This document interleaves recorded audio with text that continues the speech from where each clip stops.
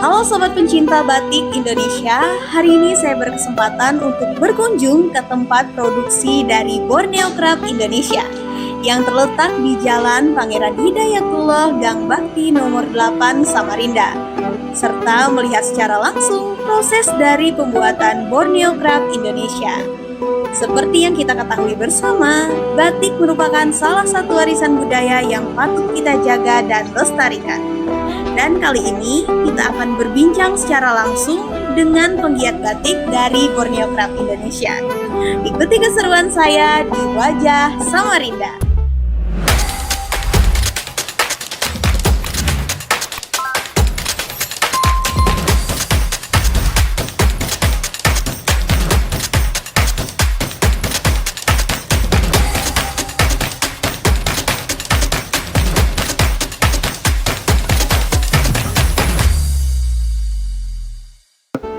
Halo pemirsa PK Tipikal Team dimanapun Anda berada, kembali lagi di Wajah Samarinda. Bersama saya Anastasia Fibriani yang siap mengulik berbagai informasi secara lebih mendalam.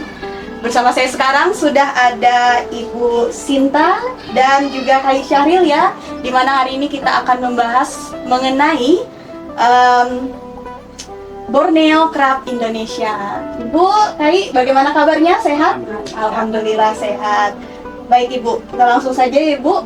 Mungkin untuk pertanyaan pertama ini, Ibu bisa jelaskan atau dari Kai mengenai Borneo Craft Indonesia itu apa? Kenapa memilih nama Borneo Craft Indonesia? Dan kalau boleh tahu, selain industri kerajinan yang kreatif ini, ada industri lainnya juga yang bisa mungkin dijelaskan oleh Ibu. Oke. Awalnya di Borneo Craft ini induknya ya, Oh, dari induknya. Jadi awalnya ini Borneo Craft ini yang pertama kali usaha yang muncul itu adalah brandnya Borneo Craft Indonesia. Kemudian Borneo Craft Indonesia membelahlah ada fashion kria itu jadi Borneo Hijab Nusantara. Jadi awalnya induknya adalah dari Borneo Craft Indonesia. Sejarah Borneo Craft Indonesia mungkin dari Kai Syahril karena beliau yang dari memang sudah lama, tapi kita baru brandkan usahanya untuk naiknya. Silakan. Kenapa kita memilih Borneo Craft? Karena kita tinggal di Kalimantan Timur. Karena Borneo ini kan sudah terkenal dari dulu. Pertama, yang kedua kita membuat batik yang mengangkat kearifan lokal. Jadi batik-batik kita di sini semuanya menggunakan kearifan lokal yaitu termasuk Dayak Kenyah, Dayak Bentu, Bentian, Dayak Bahau. Tapi yang kebanyakan di sini kita gunakan ornamen Dayak Kenyah. Karena kalau di Pulau Jawa, orang tahunya kalau ada ornamen Dayak itu pasti ini dari Borneo. Iya betul. Identiknya Ya kita dengan ornamen itu. Ini juga kita mau tahu tadi kalau selain industri kreatif ada industri apa aja tuh? Kalau untuk industri kreatif ya, kita memang concernnya tuh di batik. Di batiknya tuh batik, cuma batiknya kan turunannya banyak ya. Kalau dulu mungkin orang melihatnya batik itu hanya sekedar selembar kain ya, atau kain apapun. Tapi sekarang begitu tuntutan kebutuhan pasar, makanya di tahun 2022 itu Kai juga yang mencetuskan itu. Coba buat sesuatu yang unik, hijab memang belum ada. Iya betul. Ini belum ada nih, belum booming. Kita jual lah, gitu. Kita buat. Entah minatnya pasar kok ini ya, maksudnya terus gitu. Akhirnya kita mulai produksi massal ya kayak ya.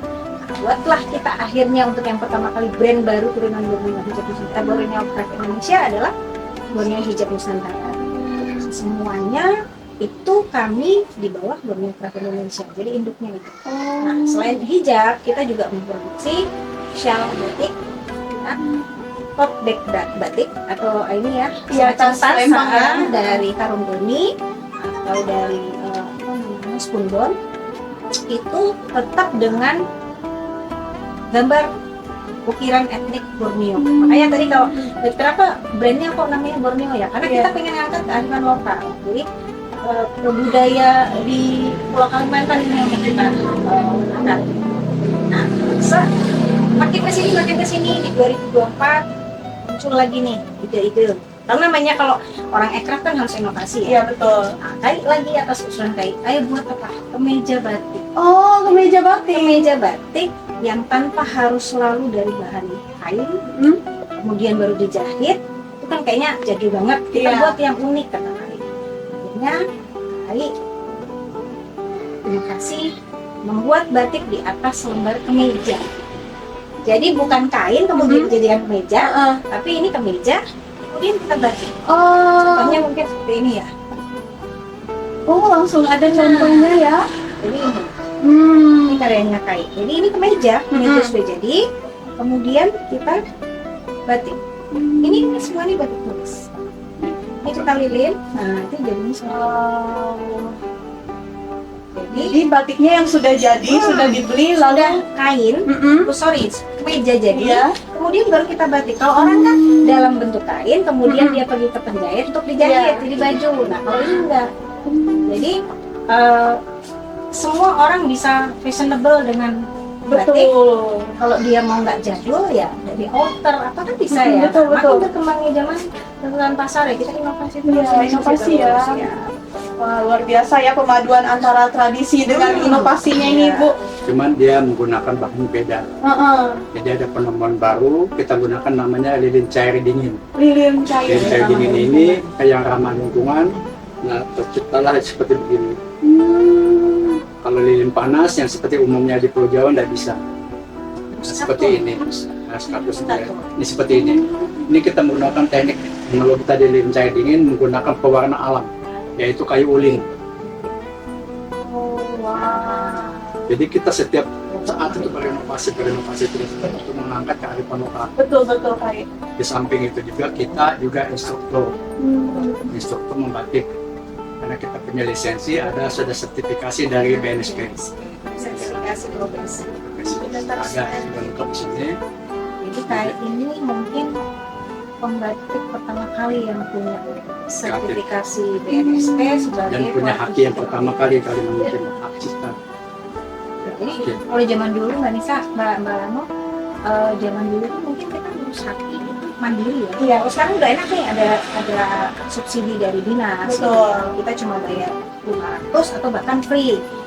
Zaman dulu masih 1.500.000. 500. Dan Jadi ngurusnya ke Jakarta. Kai ini pakai uang sendiri terbang ke Jakarta, ngurus di Kementerian Kumham ya. Iya. Kumham untuk Dirjen. hak cipta. Iya. Jadi tahun berapa?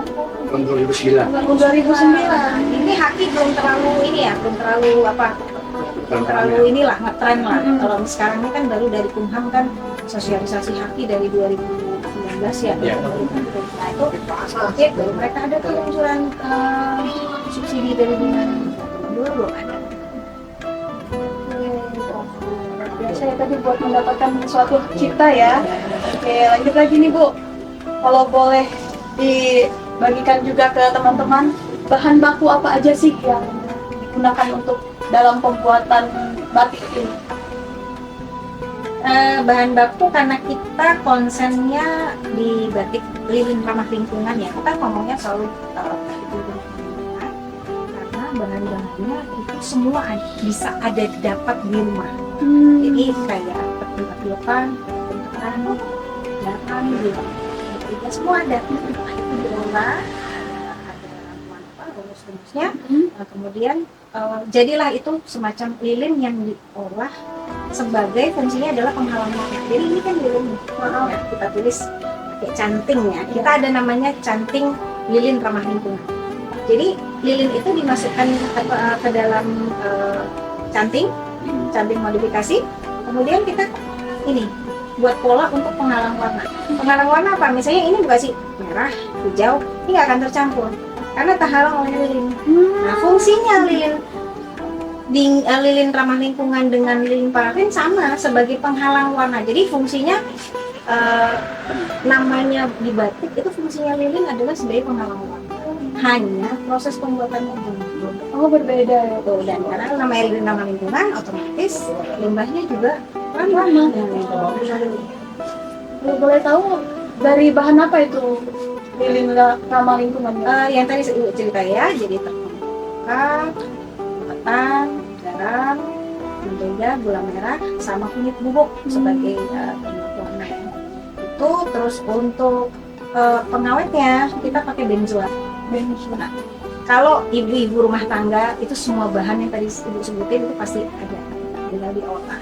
Kemudian untuk pewarnanya, pewarna kita nggak perlu ngambil kayak lilin parafin panas itu kan ngambil di Jawa. Semua hampir semua bahan dari Jawa. Kalau untuk lilin ramah lingkungan itu pakai pewarna pigmen, pewarna tekstil yang ada semua di Samarinda ini ada. Ya pewarna pokoknya kan kayak biru, kuning. Nah kalau dia mau Banyak campur dijual. banyak dijual. Artinya intinya semua bahannya itu bisa didapetin di sini. Terus satu yang uniknya dari lilin ramah lingkungan adalah bahan untuk pembuatan baju maupun kain atau apapun itu tidak harus katun. Jadi polyester bisa masuk. Kalau lilin panas itu nggak mau, harus katun, 100% katun. Ada campuran polyester 20-30% aja nggak mau. Jadi otomatis kan bahannya harus kita otomatis tinggi lah di HPP ya, kita pasti tuh tinggi di HPP. Kalau untuk lilin ramah lingkungan itu semua kain bisa. Nanti Kai mungkin akan menjelaskan ya, karena kita sudah coba nih kain ini termasuk yang inovatif. Jadi di dobi bisa, di polyester. Jadi seperti jilbab-jilbab yang saya buat itu semua ada hampir sebagian besar tuh yang polyester. Karena apa? Di polyester otomatis HPP-nya tuh lebih terjangkau, lebih murah ketimbang dengan yang katun. Katun yang kita harus kembali lagi harus datangkan lagi dari Jawa. Dari kali lagi. Jadi di lingkar ramah lingkungan ini semua umur bisa, anak-anak muda TK pun bisa mengerjakan. Kalau lilin panas yang biasa itu risikonya tinggi, karena itu kalau kena tangan lumayan. Namanya lilin, kalau kena tangan pasti melepuh. Nah kalau lilin cair ini dia sudah jadi cair, dia tidak apa-apa. Aman berarti ya, Aman, terkena kulit. ya. Makanya untuk TK kemarin kita ngajar di Islamic Center itu ada 140-an anak.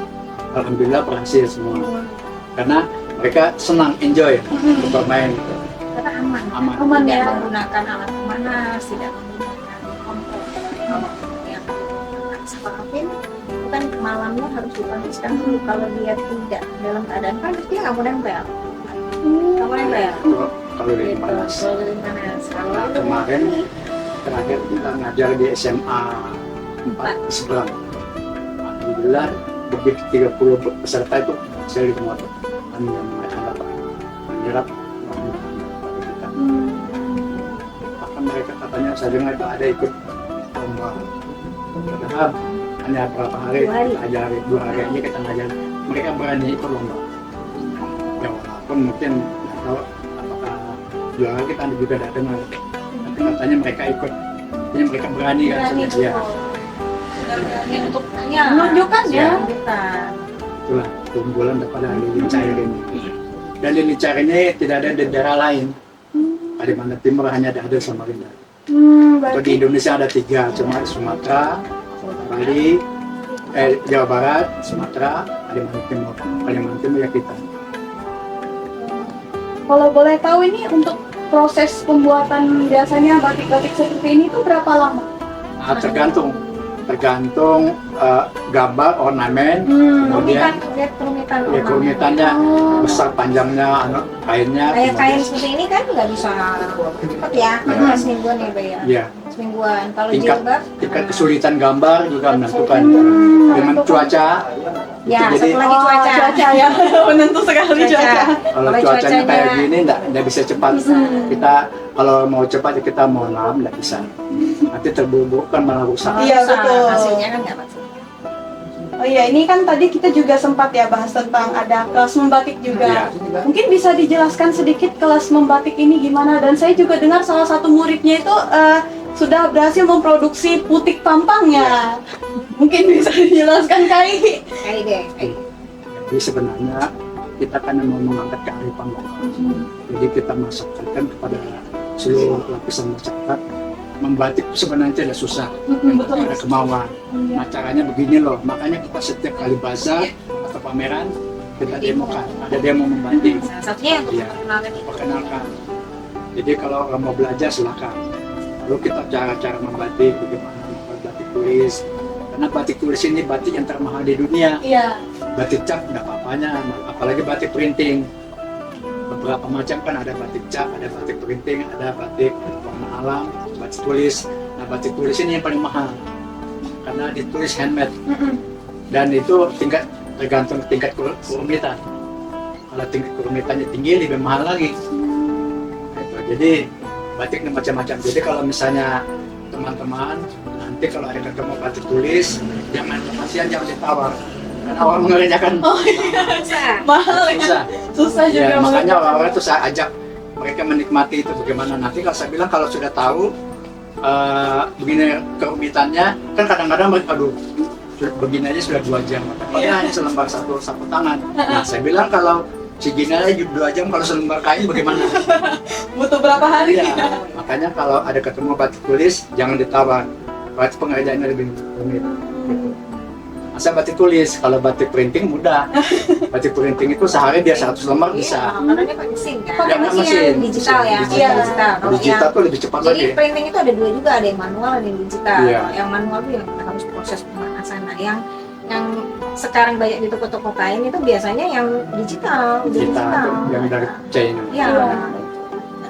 Makanya ya mungkin ya programnya pemerintah juga kan melestarikan batik tulis di dalam kurung mungkin batik tulis karena memang rumit dan itu memang kan memang warisan budaya ya. Iya, betul. Jadi jangan sampai punah dengan kemajuan teknologi ya salah satunya ya dengan tapi semuanya tetap bagian dari batik ya kayak ya. Jadi Jadi satu lagi, Indonesia kenapa mendapat penghargaan dari UNESCO ya, makanya setiap tanggal 2 Oktober itu akan peringati Hari Batik Nasional. Nah, Indonesia karena melestarikan, sebenarnya batik ini bukan berasal dari Indonesia, dari Sumeria, dari Libya Barat, dan dari China. Jadi kenapa masuk ke Indonesia pada zaman Kerajaan Majapahit? Nah, dulu batik-batik itu sangat sakral, dipakai oleh keluarga-keluarga kerajaan. Tidak ada kayak raya-raya jelatan, tidak boleh. Nah, sekarang aja sudah mulai ramai kan. Jadi sebenarnya kalau menurut kita flashback ke belakang, batik itu sebenarnya bukan berasal dari Indonesia, dari Sumeria. Tapi kenapa kita dapat penghargaan? Karena kita melestarikan budaya kita. Nah, itulah kita didaftarkan ke UNESCO, akhirnya dapat penghargaan. Termasuk sekarang kebaya, reog, kan dapat penghargaan dari UNESCO untuk pelestariannya. Jadi kadang-kadang orang mengerti detail batik itu dari Indonesia, padahal bukan. Batik itu dari Sumeria, dari Libya Barat. Karena dari dulu Libya Barat ini kalau dia membuat semacam mumi kan di Libya itu di tanah Arab itu kan ada piramida. Nah, di dalam piramida itu kan ada mumi. Nah, di mumi itu dibatik dengan menggunakan teknologi alam. Nah, itu disitulah muncul kalau beredar keluar sampai ke China juga gitu. Dia menggunakan ada bahan batu-batu yang dicincang, dihancur, dijadikan bahan untuk warna alam. Jadi warna sintetis ini baru-baru ini aja di Indonesia. jadi yang benar itu Yang ya, sebenarnya ya, warna alam itu lebih awal. Dan satu lagi malah seperti Pak Din ya, itu kan baru orang sekarang dengan kemajuan teknologi kan, jadi misalnya dijadikan bahan untuk pengalaman. Nah, tapi yang asli budayanya memang batik zaman dulu bukan pakai parafin, jadi pakai lebah ini ya. Semacam bubuk ketan. Ketan itu dibasikan, kalau ditumbuk sama dulu kan ada blender jadi ditumbuk gitu. Nah, jadi dijadikan semacam agak kental sedikit. Nah, itulah untuk menghalang. Yang jadi cantiknya itu daun-daun yang keras itu yang kayak kulit kayu. Itu lubangnya sedikit dibuatlah di situ. Jadi cantiknya itu zaman dulu. Jadi sebelum istilahnya ada maju, kan? ada inovasi juga ya, mungkin karena semakin susah kan, akhirnya ada parafin. Kalau zaman dulu aslinya ya batik ya ramah lingkungan, bayangin aja kan dari lilinnya aja. Iya. Harusnya kita KI berinovasi dari Demokrat Indonesia dan sampai sekarang masih terus berinovasi. Bagaimana caranya menyempurnakan bahan untuk menghalang warna yang tidak mengurangi nilai dari ramah lingkungan. Ya, tadi bilang kita pengen itu punya produk selalu diambil tahu pemerintah sedang menggalakkan sustainable system berkelanjutan ramah dengan alam.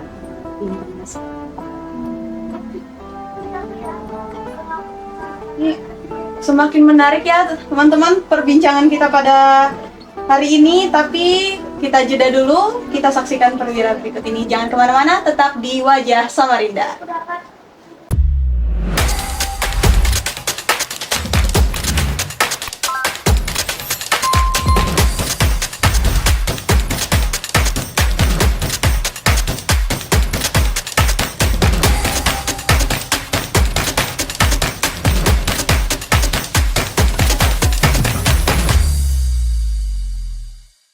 Oke pemirsa, kembali lagi di Wajah Samarinda, masih bersama saya Anastasia Fibriani.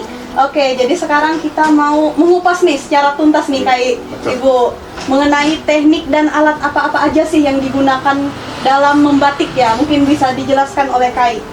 Jadi membatik namanya batik tulis tulis identik dengan canting.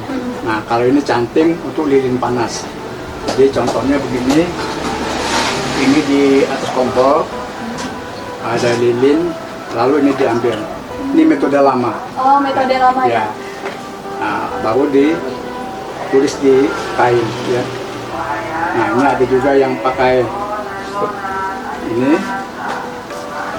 pakai elektrik. Oh, ada kabelnya ya tadi. Cuma kalau Nah, ini juga pakai elektrik. Maksudnya elektrik ini mudah dibawa kemana-mana, maksudnya itu. Jadi memudahkan orang supaya membuat di berkreasi di hutan pun yang penting ada listrik ya. Kemana aja di hotel bisa mencanting. Bisa membatik. Jadi tidak harus pakai begini.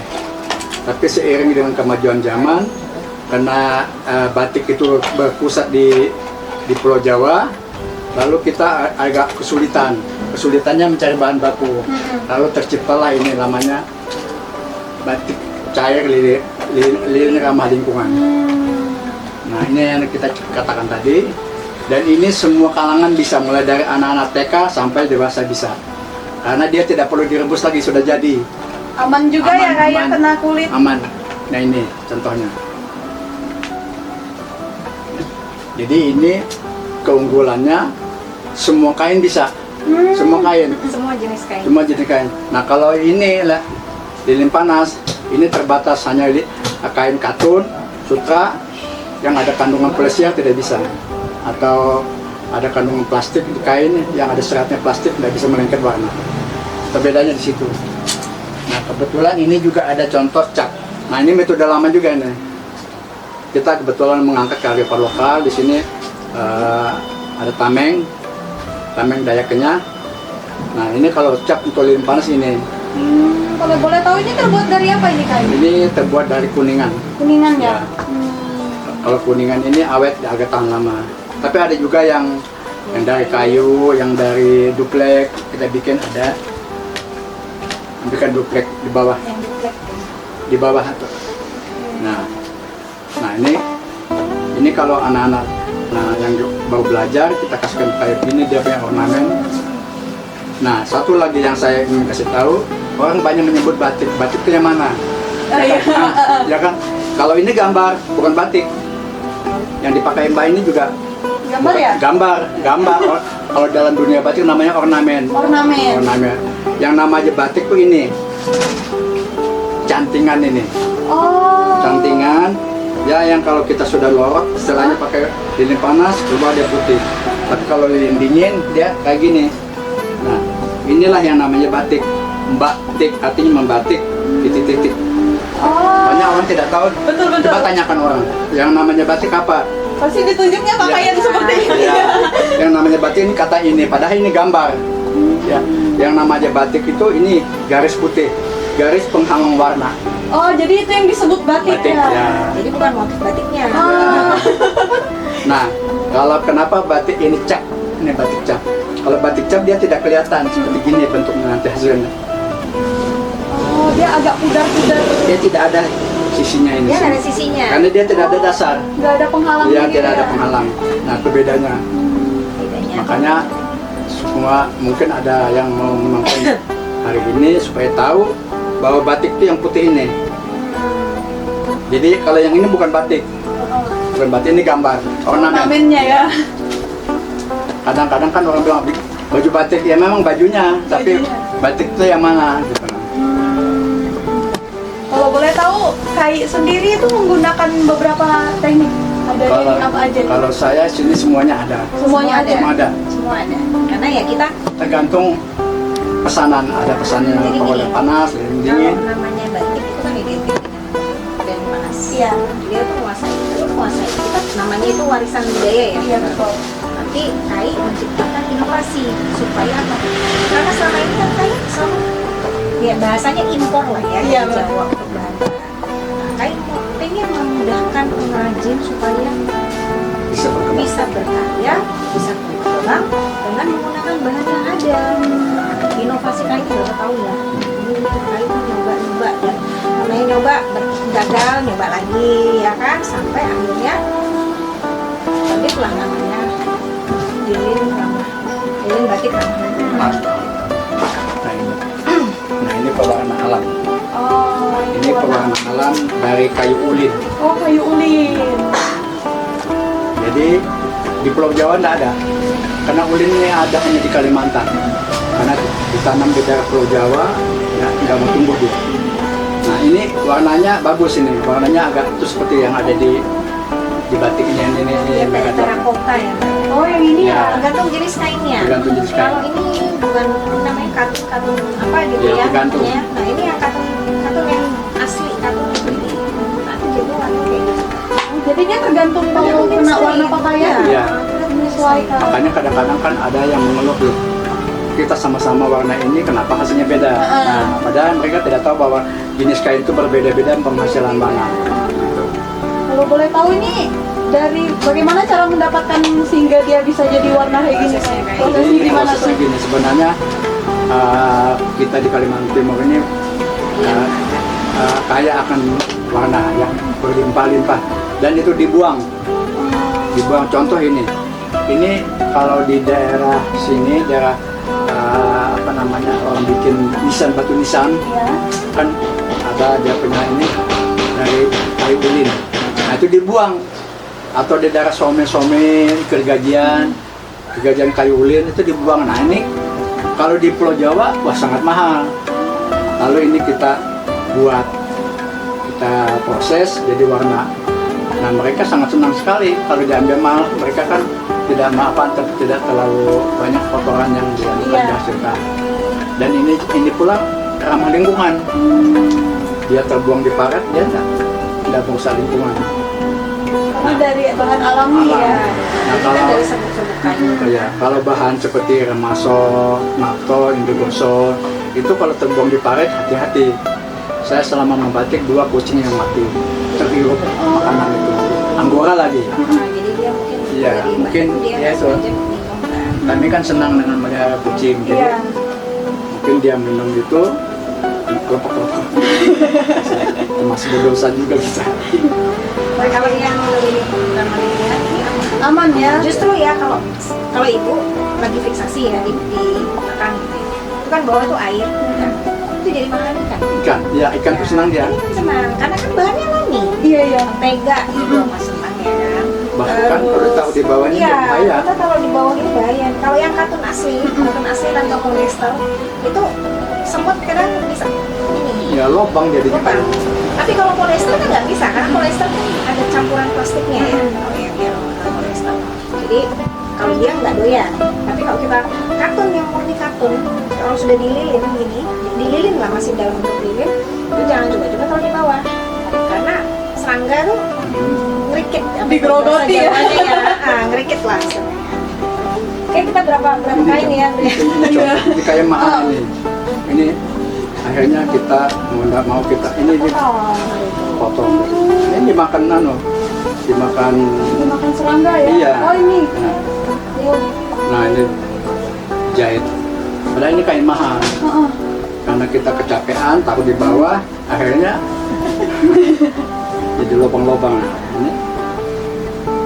Ini Ini lilin dingin, ini lilin cair ini kita pakai. Oh, yang ini tadi ya? Iya, iya. Ini logo IKN. Ini belum diwarna lagi. Nah, Itu sudah diproduksi saja. iya, makanya Makanya. Kalau udah kayak gini udah nggak bisa. bisa. Bisa ini paling untuk sampel, misalnya ada warna apa gitu. Nah ini yang tadi yang saya bilang pakai duplek ya. Nah ini cap yang kita modifikasi sendiri. Kita sendiri yang bikin ciptakan. Nah, Oh, Di jadi kalau Pulau selama Jawa ini, nggak ada. kalau yang ini kuningan Kalau di harus Jawa dari banyak. Jawa. Oh. Ini kita bikin sendiri mbak. Dari apa itu? Duplek. Duplek. Jadi Ini duplek kita samain. kita pola dulu, Nah, kita cap. IKN. Oh ini ya polanya. Nah ini buat sendiri. Jadi ini bisa untuk lilin panas, bisa untuk lilin dingin. Nah, kalau ini tidak bisa, hanya lilin panas. Lilin panas. Nah, itu bedanya. Bisa. Jadi kalau kita mau pakai lilin panas bisa ini, kalau pakai lilin Ini dingin juga Mbak bisa. sebenarnya kemarin dari LSP lembaga sertifikasi batik sebenarnya pesan sama kita. Cuma kita bilang, aduh, ntar kalau nggak berkenan istilahnya ini kan untuk kita pakai sendiri ya. Kecuali memang teman-teman yang di bawah binaan kali, oke. Karena mereka sendiri kan bingung dan kok bisa ya kok ini kenapa maksudnya kok kreatif banget gitu loh. Ini kan dari Mika ya, dari ini ya Mika ya. Mika harus ini di flag. Kita tempel gitu aja tapi ya harus kita pola juga gitu. Tetap ada ininya juga, ada perhitungannya juga. Gitu. Nah ini kan inovasi, kembali lagi inovasi. Dan semuanya tetap namanya judulnya batik. Luar biasa ya ini dari buatan sendiri ya. Sendiri. Kalau boleh. Mana boleh pesan kita sesuai dengan gambar. Jadi gini, Bonek Craft Indonesia itu memang awalnya ingin mengangkat budaya lokal, tapi kita tidak menutup kemungkinan jika ada daerah lain yang mau memproduksi ornamen batik. Temanya apa? Misalnya kayak waktu MTQ, kebetulan kita ada stand di Semarang, itu ada tamu dari Maluku Utara, kalau nggak salah Maluku Utara.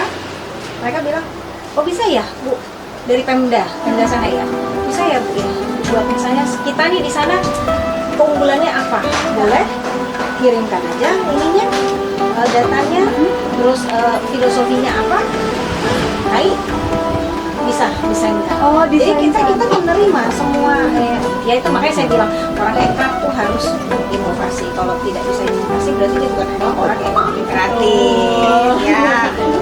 Jadi jangan lupa inovasi. Iya, tadi kita sudah dengar ada dari luar ya Bu, luar Pulau Kalimantan. Kalau boleh tahu selain dari luar Pulau Kalimantan, konsumen dari Borneo Craft Indonesia ini sendiri apakah sudah sampai ke internasional ataukah dia masih di tingkat Indonesia seperti itu? Saya mengajar, saya ngajar sampai ke Brunei. Oh, Brunei Darussalam ya. Sama Suriname. Suriname itu kepulauan Bahama yang mana penduduknya itu orang Jawa, hampir rata-rata orang Jawa, tapi tidak bisa berbahasa Indonesia. Oh, Tapi bahasa Iya. Jawanya lancar. tapi bahasa Jawanya lancar ya. Kita belajar mengajar di sana, ada penterjemahnya bahasa Jawa. Karena di sana bahasanya bahasa Portugis. Oh, Jadi mereka ingin belajar dan kita ajari. Kalau untuk yang pemasaran, Mbak, untuk pemasaran yang ekspor dalam skala besar sampai berkontainer itu kita belum. Nah, tidak semua pasar di negara luar itu bisa menerima ya. Tapi produk kita ada beberapa yang hari itu sudah dibawa keluar ke Milan, ke Italia. Alhamdulillah responnya bagus dan ada beberapa customer kita yang ada di Brunei itu juga sudah mulai gitu. Cuma untuk yang skala besar kita memang masih belum ya, karena mereka juga bingung kalau mau stok banyak juga. Kayaknya ini kan mode ya, fashion Iya, itu kan benar-benar. berubah. Kalau kayak hijab saya, ini kan fashion pasti berubah-ubah terus. Nggak usah lah di luar, di dalam aja kita hari ini bulan ini muncul motif ini, oh bulan depan ada lagi nggak motif baru, itu selalu orang nanyain seperti itu. betul. Nah, makanya saya bilang saya masih mikirkan sama mereka kalau andai jenuh orang dengan motif yang lama, boleh nggak retur? Nah saya juga pusing kan kalau dari luar negeri ke sini returnya udah berapa gitu kan, karena sih saya sistemnya 20 masih 20. Nah kalau untuk yang dari kontainer kita belum, cuma kalau untuk wastra ini memang agak sedikit susah Mbak untuk cari pasar ekspor ya. Cuma teman-teman yang di Jawa mungkin karena mereka sudah biasa ya dengan batik Jawa kan ya. Kalau ini kan beli batik Kalimantan ini kan dia pangsa pasarnya belum ini ya, masih semua ya, masih paling Asia Tenggara ya, kayak Jepang gitu. Nah, tapi kalau di Eropa Tapi sudah tingkat Asia ya Bu? sudah untuk pemasaran skala kecil kita sudah kemarin yang dijualan itu mereka bawanya tuh shell batik sama juga handmade juga semuanya karena kita diminta oleh Dekra Nasda bawa ini 50 piece buku keluar Mbak, alhamdulillah berarti responnya bagus.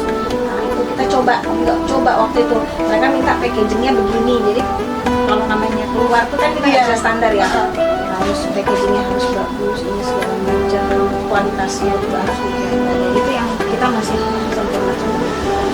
Oke, kalau boleh tahu Bu, gimana sih cara pesan batik-batik ini kalau mau pesan dari sini? Oke, kalau untuk pemasaran kita ada offline dan online sekarang kita ada di Shopee, ada di TikTok, juga di Instagram kita ada untuk yang update motif-motifnya kita lebih banyak di Instagram ya. kita banyak sama dari Instagram. Selain itu ya karena kita ini aktif di komunitas dan pemerintah tuh menggalakkan sekarang hotel-hotel tuh kan harus guide UMKM ya. Kebetulan batik dan kria ini termasuk produk primadona lah hotel selain kuliner. Jadi kita setiap weekend itu kita ada naruh di hotel-hotel. Jadi yang di weekend cuma 1 minggu kita branding, usaha branding. Alhamdulillah dari kegiatan di hotel itu kita ada beberapa customer dari Selain dari platform sosial media tadi ya Bu ya. Wes gitu ya. Boleh tuh kalau teman-teman ada yang mau memesan batik ya, bisa langsung di TikTok, Instagram di tadi. TikTok, Instagram atau di Shopee, toko online-nya Borneo Hijab Nusantara atau Borneo Craft Indonesia. Oke, kita langsung lanjut ya Bu ke pertanyaan terakhir ya.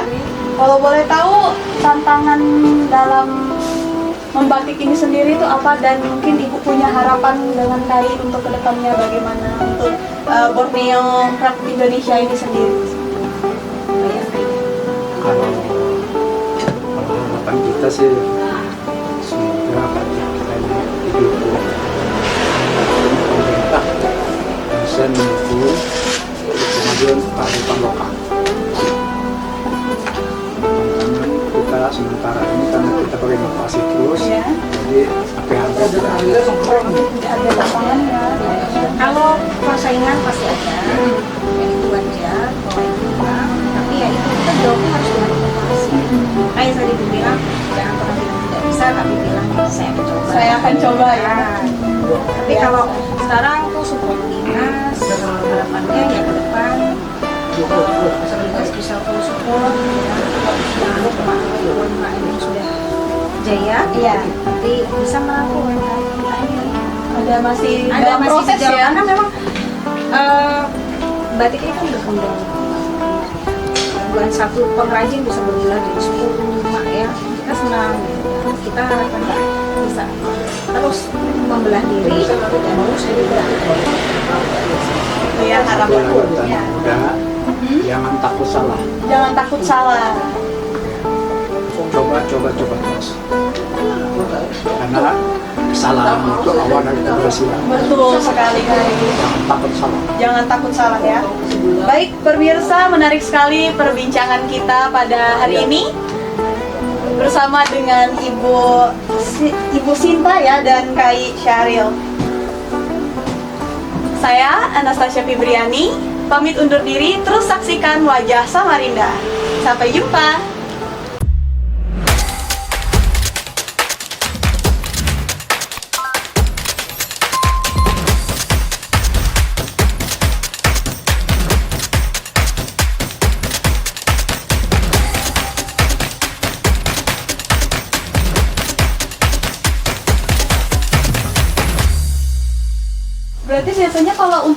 meja gini tuh pesannya tuh secara berapa ini ya? Datengin ya kita. Iya. Ini udah jadi ya. Iya, kan saya 10. Kalau per pieces bisa? Boleh, siapa bilang? Kalau orang bilang kalau ibu prinsipnya usaha, jangan pernah menolak, tapi selalu bilang akan saya Nah, coba. ini cantiknya nih. Nah, sudah dimodifikasi. Oh, ini sudah pakai dimodifikasi elektrik. Sudah yang dimodifikasi elektrik. Kalau biasanya tuh yang enggak pakai dari itu. kayu ya. Iya, kayu. Mengecap itu mbak harus ada. Dari kayu. Harus menyala terus ini. Iya, itu Nadia dari zero to hero. Tuh. Ini Itu dia. Ini sudah ada sertifikasi juga. ini kayu buat sendiri. Iya. Enggak, kalau itu memang gini, tadinya kan canting pakai canting yang telur. Karena minyak susah, minyak gas ya. Nah, ini Betul kan, betul. jadi ya pembatik di Jawa pun dia harus teknologinya harus maju ya kan, karena susah cari bahan bakarnya. Barulah mereka inovasi buat canting elektrik. Ini canting elektrik namanya. Tapi agak ribet mbak, karena apa? Kabel. Kita Iya. kalau saya terus terang saya nggak suka. Iya betul. Saya senang pakai yang manual. Jadi kompornya sekarang kompor listrik. Itu juga di Jawa modifikasi toko-toko di Solo itu modifikasi. Jadi ini kan kalau ada didirikan aja terus baru Bawahnya apa? nanti dijemur dulu sampai 1 kali 24 jam baru Di sini canting manual. jadi tetap ini fungsinya semua sama sebagai penghalang mat. Jadi ini itu Capnya. fungsinya sama. Cuma ini ketika dilorot Ambilkan cap satu. Ya. ini limbahnya luar biasa. Nah, Makanya ini kita kupas habis-habisan. Oh, habis-habisan ya habis ini, mulai dari teknik habis Iya. ini. Jadi supaya orang tahu kan Iya betul. proses pabrik itu kenapa mahal. Ya. Jadi nggak bertanya-tanya ya. Oke. Oke, Langsung ya. kita mulai. oke. Kamera utama ya. Oke. Sini kamu nggak dapat Nas. Aman. Bentar. Take one, kamera roll and action. PKTV Great Jebene.